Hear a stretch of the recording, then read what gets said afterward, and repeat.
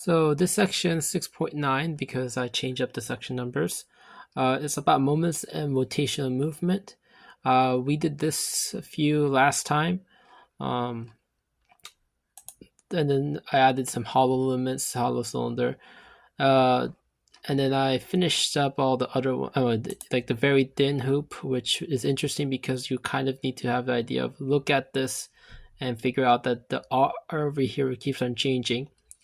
And that allows us to get the big rod where the it actually matters, because this R over here is the same thing, and we use the property of just adding it up because we learned that this is just a summation of two different things, so we can just add those up. R1 is this way, which is just x all day, and the shape is bounded by the integral, so you don't have to really worry about that for this section as long as it's all uniform. Over here, on the other hand, it's curves and the R changes. That's why you have to change it to R cosine theta. And then we keep. I finally fixed this one, and I know it's correct because I literally went to a professor in MA30B long time ago and asked him if this way is correct, and he said, "Yeah, that way looks good and is correct." So, yeah, this way is right. Yeah, that's the one I told you that I got wrong.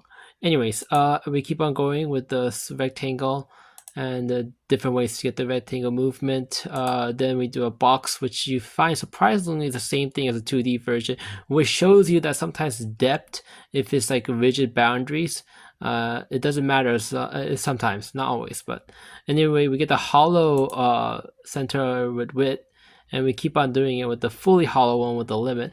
And then we're going to continue we're going to do a pendulum because that has the property of using this L, which is basically, I think it should be moment of inertia. I'm going to fix it into this format. And then we're going to do more slipping with moment of inertia and so on and so on. We're going to have to fix all this stuff.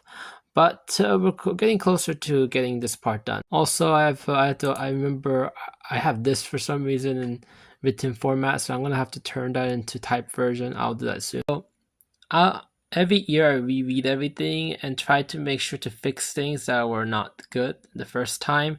So every year I keep on doing it, but it'll be helpful if some people pointed out that, like, this doesn't make sense or something.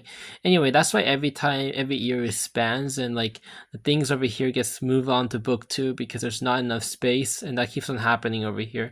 It's going to happen again probably. I think linear calculus might be moved to book 2, and it keeps on happening.